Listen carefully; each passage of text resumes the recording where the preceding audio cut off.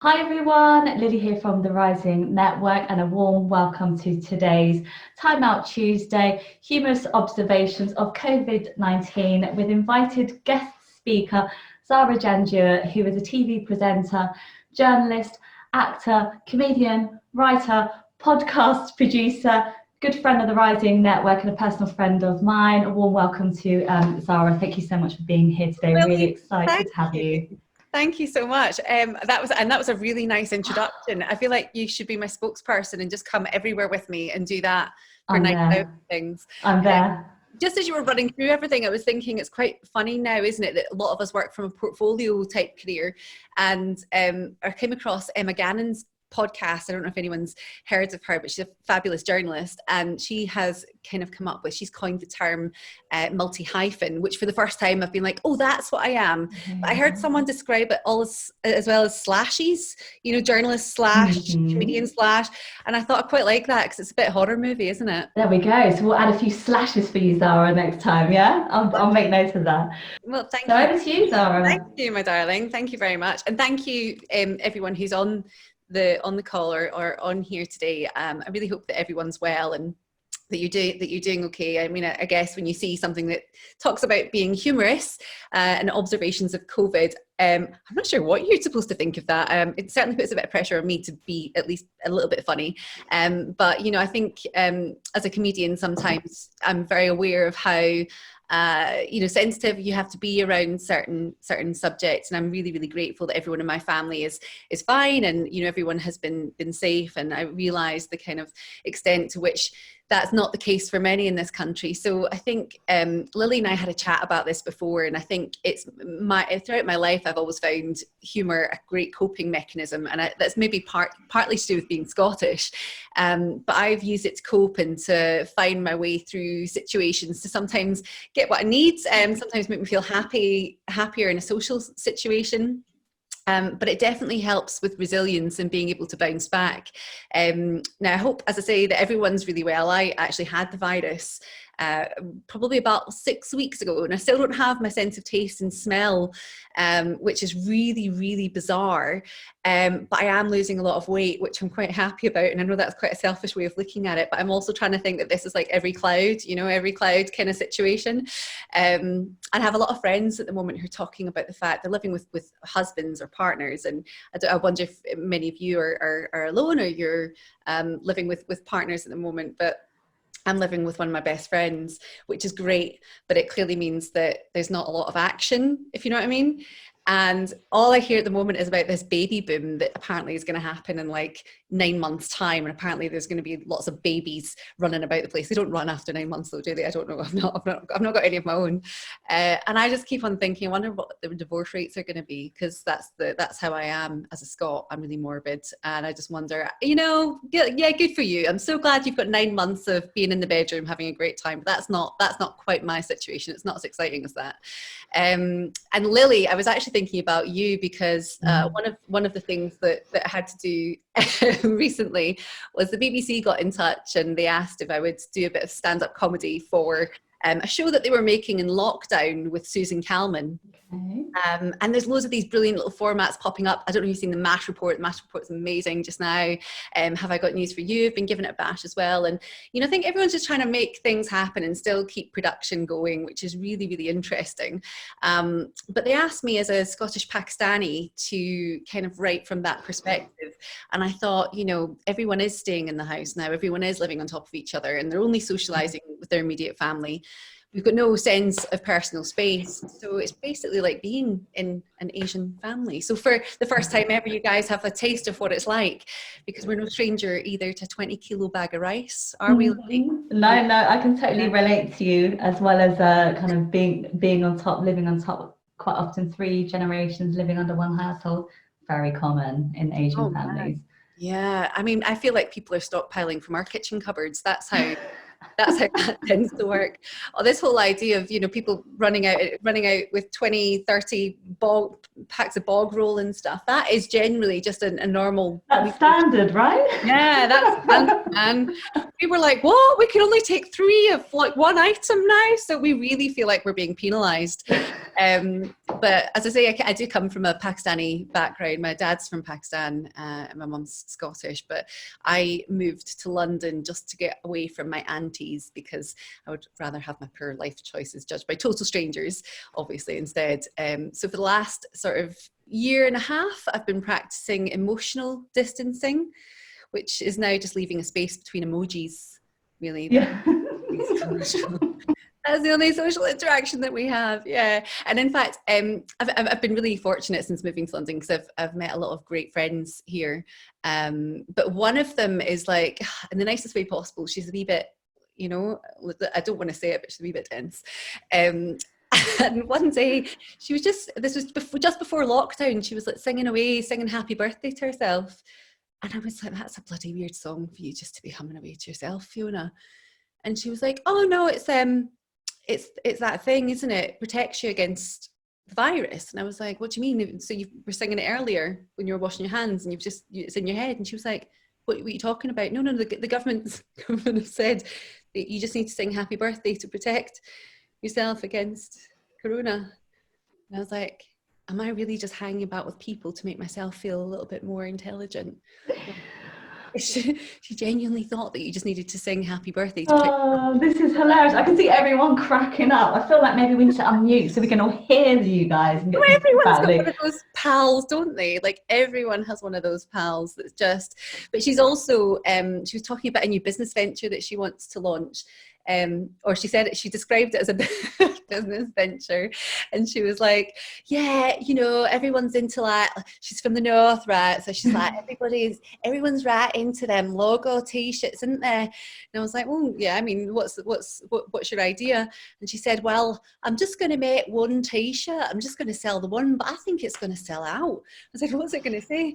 She said, it's just going to say, I lived through a global pandemic and all I've got is this lousy t-shirt. And I can't decide whether she's a bit of a genius or what. I mean, I feel like I would actually buy that. I think I would buy it too. I think we should call her and set some meeting up to sell them. But yeah, she's a joyful little person to speak to during this, because she's just over there somewhere. You know, the rest of us are over here and she's over there somewhere. And I quite like those people, you know. She's really into conspiracy theories as well, and you know, she really gets into, you know, I'm sure you've all heard the fact that many people are pointing the finger at Greta Thunberg, you know, saying that it's to reduce pollution and reduce the population, which might not work if all those babies come in 9 months' time.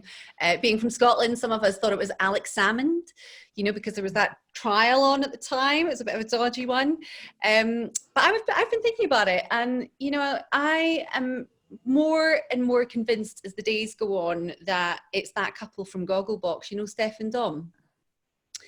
Because up until now, there's been a huge vilification of middle-class alcoholics. And I just know that in the last 4 weeks, I've hardly touched a drop of makeup, but alcohol, on the other hand, you know. So my money's on them. And when I told her that, she genuinely believed me. So I can just imagine her now Googling Steph and Dom from Gogglebox. Yeah, she's a mad one. She doesn't watch much of the news. And that, if anything, is the one program, or clearly, that has continued and is continuing. And, you know, I think it's great. You know, I love the fact that we can turn on the news in the afternoon, in the morning, in the evening, and keep up to date with what's happening. But now that we're in lockdown and everyone's joining from their comfort of their own home and their living room, it's just like watching like a cut price version of MTV Cribs, isn't it? Like, it's even better. It's no Mariah Carey's like 25,000 shoe wardrobe, is it though? Is it? But it does give you a really good insight into people's homes. And I love, like, you know, like what you see in the background, and like this, for example, because I'm actually watching all of you right now just to see like if there's any little moments that I can pounce on, because I love them. There was one I saw the other day, and there was it was like her husband that just walked in the background in his pants asking where his shirt was or something, and she was on a conference call, and he realized and went to run, and he ran into the door and like bounced back onto the floor and was like injured and maimed and like just like roadkill lying there. And the other one, obviously, I think went viral, was the girl who, God bless her, completely forgot that her video was turned on and took it to the toilet so that she could continue listening to it, and it was pointed at her. If you haven't seen it, I know it's really cruel, but It is hilarious. And I think it was an actual work call, so it was one of her work colleagues, I think. Yes, yes. Gosh. And you just see, as she's doing it, everyone's face is like, oh God, no, no. And I mean, you see everything go. So like, I'm just waiting for a moment like this to happen. I am just waiting for a moment like this to happen. But I mentioned that I've lost my sense of taste and smell, which is really bizarre because I do love cooking. And that's actually one of the ways that I enjoy exercise, because you get to stand up for like a whole hour. Is anyone else doing this? Is anyone else like, oh, I'll spend ages cutting my carrots. Like, you know that bit in, is it Goodfellas or whatever, when he uses like razor blades in the kitchen? Like, you kind of want to do that with everything, just so that you stay standing up for as long as possible to get some exercise.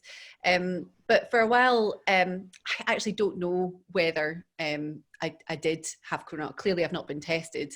But thinking that I had, I also was very well aware that in the kind of 4 weeks that we've been in this situation, my mental health could just have disintegrated so much that I developed Munchausen. So, maybe now I'm going to have Munchausen by proxy for the next year or so. I'm not sure what other ailments and things I'll have. But I do think it's really important at times like this. My mum especially is really into history, and she talks a lot about history and the historical significance of this. And I think this spring we're coming up for the 100th anniversary of the Spanish flu, and my mum is just like an absolute vessel for this kind of information, and she kind of spills it off and talks about the significance of it. But what I was thinking with, and just bear with me, is that Roman soldiers were often alone. Many of us are alone, and like Roman soldiers would often be alone at battle for like months and months at a time, and they would end up having like sexual encounters with each other. So like, if you're isolating with your partner, then you're going to have a lot of fun, but if you're with your friends, you might start getting a bit more intimate, and if you're with your family, it might just start getting a wee bit Game of Thronesy. I don't know. Don't know, but that's clearly, that was when I told my mum that, she just rolled her eyes and moved on to talking about the Black Plague, which was the greatest catastrophe of all time. So my mum is definitely like the sensible one in the house, and I just hit out with this nonsense every now and then. She's really into history, and coming from background in film and TV, I was really into films. And I can't help but look for little areas to focus on in this. And it just feels like the entire world has shut up shop. And there wasn't even a closing down sale. That's the thing. I'm so upset about the fact that we did get noticed, but there wasn't, you would hope that Topshop would be like, come on, lockdowns happening in T-minus 12 days, stock up while you can, and that you get some really good bargains, that you get some really good deals. But I do like that what the government have said is, in this country, that the only thing being left open is essential services. And in the UK, that includes takeaways. Because yes, it's an apocalypse, but I still want to have my pepperoni passion on a Friday night. Do you know what I mean? I just find that so bizarre. I mean, you didn't see that in like Waterworld, I Am Legend, or Armageddon. You can't really imagine Bruce Willis popping into his local kebab shop to fuel up before saving the world, can you? Because you can't drill through an asteroid until you've had your munchie box first, I often think about what that would have been as an episode of The Fried Chicken Shop. Did anyone watch The Fried Chicken Shop? Yes. I was such a big fan of that program. Such a big fan. But yeah, I mean, obviously, the essential services in the UK is simply, it does include takeaways, but it also includes shops, and trips to Tesco are becoming like supermarket sweep, which I always wanted to go on when I was younger. Like that was my, to do the banana, like the big You know what I'm talking about? The big inflatable banana stuff. People are nodding their heads. Oh, yeah. So like when I was studying in Edinburgh, and I used to really hate that there was lots of like really pretentious men that would come up, and the first thing they wanted to know was what you did for a living. And I got right sick of it, and I thought, I'm just going to start telling them that I'm the banana revealer and supermarket sweep. And I don't know, maybe it was because it's quite a phallic blow up thing that it used to intrigue them even more. So it had like the opposite effect to what I planned. But I do feel like I was really close to that programme. I don't think the new version's as good, just as a side hustle there. But yeah, I mean, the other thing I've noticed in supermarkets is, you know how in that first couple of weeks, everyone just went mad for buying like bog roll, and everyone went mad for like buying all the fresh meats and stuff. The only thing that was left on the shelves was like chocolate and gummy sweets and like, you know, all the packeted stuff. And I just couldn't help thinking about like what it would be like in future if that was like the only thing that was left, and we all ended up eating like Buddy the Elf. and we'd all have like decayed teeth, and our grandchildren would be asking us, what was broccoli, Mum? And you'd have to tell them. Or they would say, Mum, what was toilet roll? And you'd have to tell them that, you know, back then we used sheets of paper, and right now we just use our hands, you know. I don't know what you meant to use. Just so you know, everyone, we did put a little disclaimer on here that Zara may share some things that are kind of not child friendly. So just so you know, Stephanie, I see a little boy there. I'll be nice. So Zara, you have to be a bit nice. Hello, how are you? He's pretending he's shy now. Yeah. But yeah, I mean, these are kind of little just things that keep me ticking over at the moment. And I think that in some ways right now is much easier for creatives and for people that have that kind of silly space still left in their brain. And if you don't have it, I urge you to try and find it and access it and just have fun with it, because, you know, right now, all the work that I had planned has either been put on the back burner or been, you know, any options that I had for scripts that we were looking to turn into productions have been postponed. Some of them have been cancelled completely. And I've gone from having a really, really busy life, like many of you, you know, juggling that hour on the tube every day, or, you know, hour traveling with 2 or 3 busy careers and busy social lives, to having quite a lot of time now where, you know, I'm kind of redeeming all that time that I'm saving from traveling. And I think that for me, it's saving me in so many ways right now. And I thought about a couple of ways that I could explain this sort of process that I went through in life with resilience and with comedy, and, you know, how quite often, where's the baby? Is the baby still there? Baby's gone. The baby's gone. That sometimes when you get a shit sandwich, it turns out to be a better meal than you had planned. And I know that's probably a really bad analogy. I'm sure there's a better way of putting it. Oh no, my computer just froze. I missed it. Oh, has it? Oh no, it's a shit sandwich. Don't worry, I'll tell you later. Okay. I think that there's definitely been the worst times I would say I've ever had in my life have led to the most wonderful things that I could better than I could ever have possibly imagined. And one of them was when I finished. I was actually a journalist. I did a master's degree in journalism, and I was an investigative journalist for a long time in human rights, which is very different to what I do now, obviously. But I decided to take a career up in Aberdeen in the oil and gas industry as a technical journalist. And I moved my partner up, and it was my, you know, first paid job, proper paid job as a journalist out of uni. And I really hated my boss. He was an arsehole. He used to come with a big pack of papers and smack them down and make a point of smacking them on my desk and swearing and telling me just to effing get on with it. And I thought, it's not really sitting well with me. So I thought, I'll just go back through and say to him, "Hiya, Joe.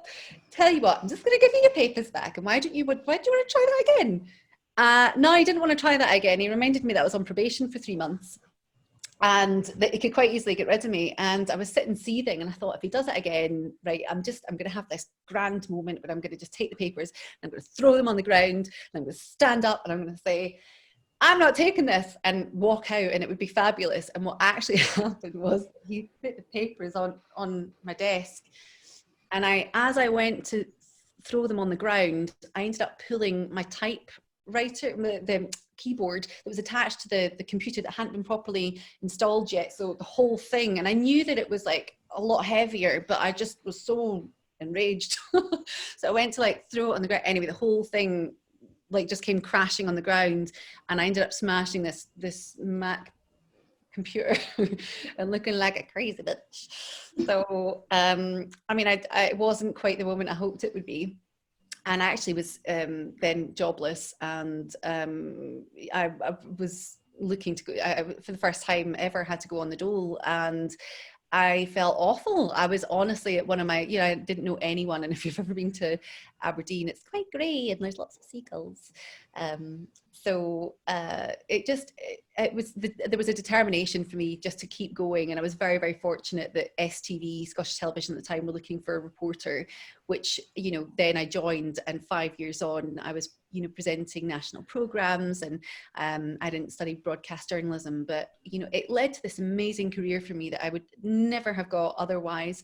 And, if I continued working there, I would never have been available for that, and it would never have come up. And in fact, when I met Lily about a year and a half ago, I just moved to London, and it was, I'm 34 years old now, and I was about to get married and talking about babies, and had my great job in telly, and within a week I was dumped. I was made redundant, and I lost, everything, and was just in I think there's got to be that fight inside you that just thinks, to hell with it, I'm gonna make the best out of this situation.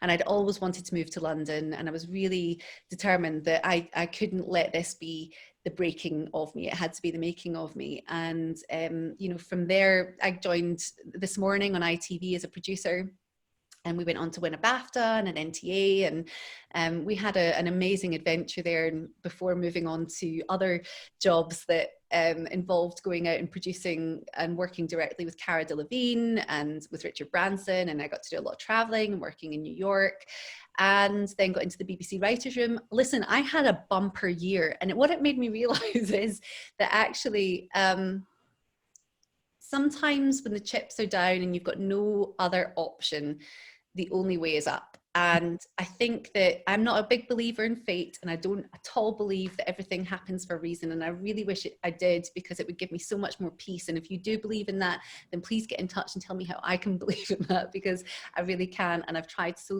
hard. And I just think that sometimes I make mistakes and things mess up, and that's my fault.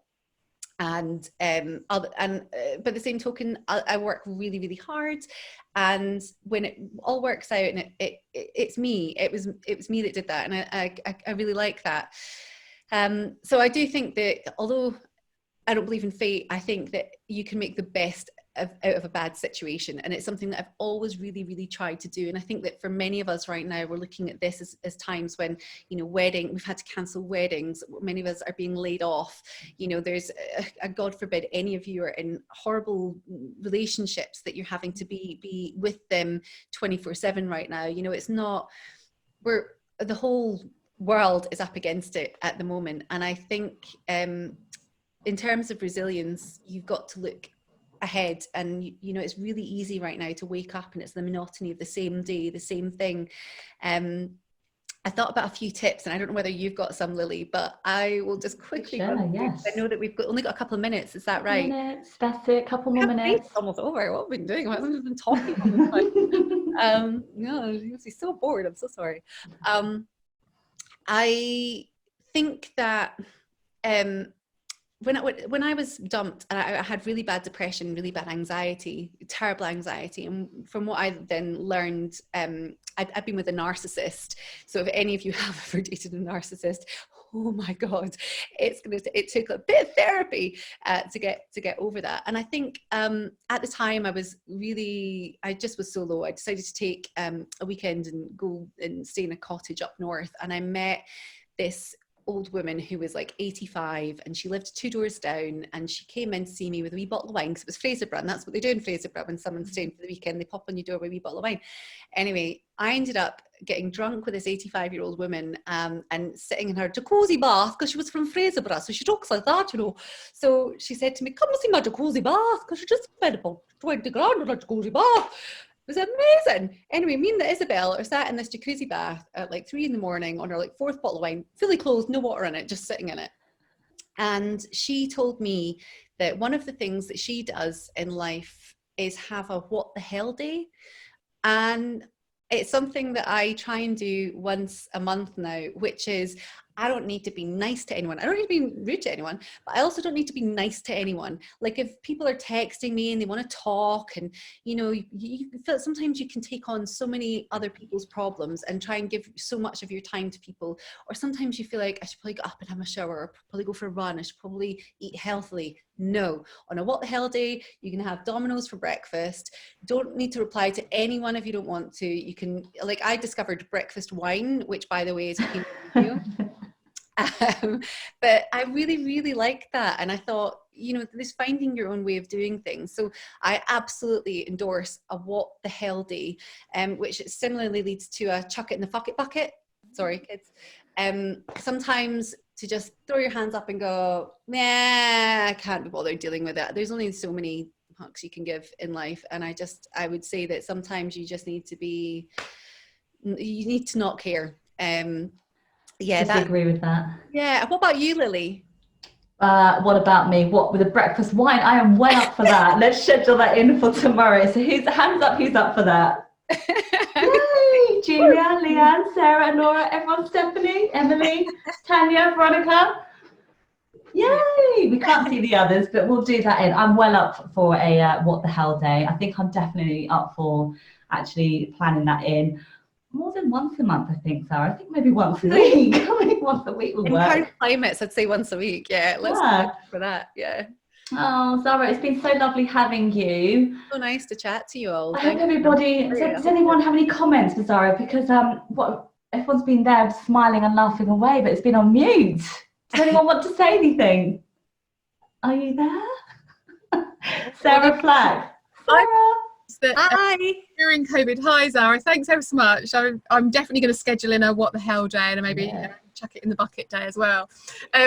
My shopping list, I've been really lucky that I've managed to get some Sainsbury's deliveries, but my shopping now, when it comes, it looks like Ready Steady Cook. So I've got rice flour, sardines and teriyaki sauce, because there's been so many substitutes. So yeah, that'll be my observation through COVID. There's been really interesting evening meals. And are you doing that then? Are you having a wee game of Ready Steady Cook with yourself? Well, some of the evening meals have been a Ready Steady Cook, and then I panic bought some dried chickpeas, because I thought, what if I can't get chickpeas? It's a bit of a middle class moment in the supermarket before lockdown, you know. And then somebody was selling sacks of potatoes locally, so I've got dried chickpeas, rice flour, and a sack of potatoes. So I mean, you're not scared of those carbs, are you? So if anyone's got any recipes for rice flour, you know. Oh, I do. I actually have a recipe for all of those three. So you can make a chickpea curry with some like diced cubes of potato. You cook that up with some nice herbs, garam masala, some other cumin seeds, some nice herbs, and then you can cook like with a serving of rice on the side. It's rice flour, so I don't know what they substitute, you know, because flour's like on the black market now, isn't it? It is on the black market. Totally. I've genuinely not been able to get any for a long time. I don't know if rice flour is, I've never really used it. I used a lot of gram flour in cookings to make sort of boran things. Yeah, but I don't really know much. Let me have a think. If I can find a recipe, I'll let you know. Well, I'll probably start a running club when all this is over, and I'll just drop the rice flour as I'm running to find my way back home. So that's probably what I'll do. Oh, I like that. No, I love that. People might think it's something else, or they might think that the drug dealers have finally managed to get out and force. You could make some South Indian dishes. So there's something with rice patties you can make with rice flour. Oh, brilliant! Like a lentil curry. I mean, yum! Curry, and mix it all up. So it's actually quite nice. Oh, excellent, excellent. Tanya, do you want to like do a little show teaching us how to make that in 30 minutes? You need a steamer, that's the That thing. would be But I'm nice. assuming you could just use a frying pan and just, you know, steam it up properly. But usually have like molds. Yes. You actually have it in there. But I can share the recipe quickly. Brilliant, thank you. Oh yeah, thank you. There you go. We did have Emily with a hand up, but Emily looks like she's had to dash. I don't know if anyone else got. Oh, there you are, Emily. Sorry, you moved along the screen. So I was just thinking when Zara, you were talking about the baby boom. This will be a bad, I don't know how we say in French, black humor story. For me, I was more thinking about divorce. Of course, I'm exaggerating a bit, but seriously, after 2 weeks, I told my husband 1 week can go to a lawyer. I do it because we had to sharing the son's pace is quite painful, and all this detail that every day, I mean, I don't mind because I just see him doing that 5 minutes. It's okay. When it's a full day, like, so, I will not reach to this point, but I was wondering about the increase of the divorce after COVID. I actually don't know. Are you? But how are you doing? Are you all right, mate? I mean, honestly, it's pretty grim, I guess. Like the thing is, I don't think, a lot of people aren't getting on. There's no way you can go, is there? I have no idea about the divorce rates, but I mean, I wasn't trying to kind of draw that much enjoyment from other people's displeasure. I was just feeling a wee bit put out by the fact that I wasn't getting any. That really, and I was lashing out. You know, because it was like that guy posted. There was a guy that posted, I think, like week 1 into lockdown, saying, you know, 1 week into lockdown, it's been like 3 months since I've had, you know, a woman. And I thought, you know, this is the sad situation that, you know, being single and 34 and being Asian as well. My mom's on the phone to me every day and she's like, you need to think about getting a boyfriend. And I'm like, honey, what do you want me to do? I'm a virtual boyfriend right now. So I don't know. I mean, I would say send your husband my way, but I mean, now it's all right, but it's just that, I know. yeah, it make me laugh because we had never experienced such a lockdown, so it was. Now I'm laughing about it, but believe me, 2 weeks ago, when it was after 2 weeks, I was not smiling that you were ready to much. kill him. Yeah. Oh, well, listen, I think we wrap up. We are overrunning, but that was a laugh. Thank you so much, Sarah. Don't apologise. A few more comments. People said some things. Julia says, thanks so much. I was giggling about the wine and the bucket. Julia, I saw your hand pop up when I asked who's up for it, so we'll schedule in the time for that. Tanya, thank you so much for the recipe. If you're all interested in the rice flour patty, there is a recipe in the chat box that Tanya's left. Thank you, thank you, thank you. And I think that is a wrap. Laura Nicholson says, a good giggle. Thanks, Zara. And then Patricia says, thank you for the session, both funny and inspiring. And then Leanne Holmes says, thanks, Zara and Lily. I'm a freelance writer and have a 2 and a 4-year-old, as well as a husband working from home while still trying to run my business. I've already taken part in breakfast wine. Good. I'm liking Leanne's face at that. Yeah, it's kind of. Oh, Leanne's on it. What have you got? Leanne's hidden it in a little water jug. I think I might top mine up after this. Thanks for the tip, Leanne. Leanne, I'm so sorry to hear about your situation because I've never been so happy to be childless in my life. Genuinely never been so happy about it. Oh. And then final comments from Stephanie Mack. Thanks so much. That baby boom might be only firstborns. Might be the only firstborns. There we go. There we go. Okay, so thank you, Zara, for that. That was brilliant. It's nice to feel sociable, so thank you for making me feel human for a little while. Yes, so before I quickly go, just want to spotlight some upcoming events just to make sure you don't miss out on what we've got coming up. 30th of April, project management for non-project managers. Next week's Time Out Tuesday is laughter yoga to release stress and anxiety. So some more kind of love busting ways to release the anxiety with whole COVID-19 and staying in at the moment. If you need to get away from your husband, bloke, partner, girlfriend, whatever, come along to that.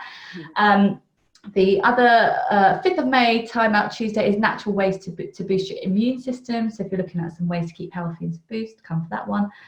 And then in May, we've got some more online workshops and masterclasses, including the intercultural dimensions in human resources, mindfulness, poetry, and social capital rules of engagements. But do check out the risingnetwork.com, as we will be publishing more and more events, especially during COVID-19. So on that note, I want to thank you all again. Thank you, Zara. Thank you, everyone, for getting involved. Zara, you're brilliant. We love you lots. Lily. It was a blast. Thank you so much, everyone. Keep safe, hope to keep sane, and I hope to see you soon. Thank you again for everyone for joining in. Thank you, Lily, and thanks everyone. Have a great day. Bye. See ya. Bye-bye.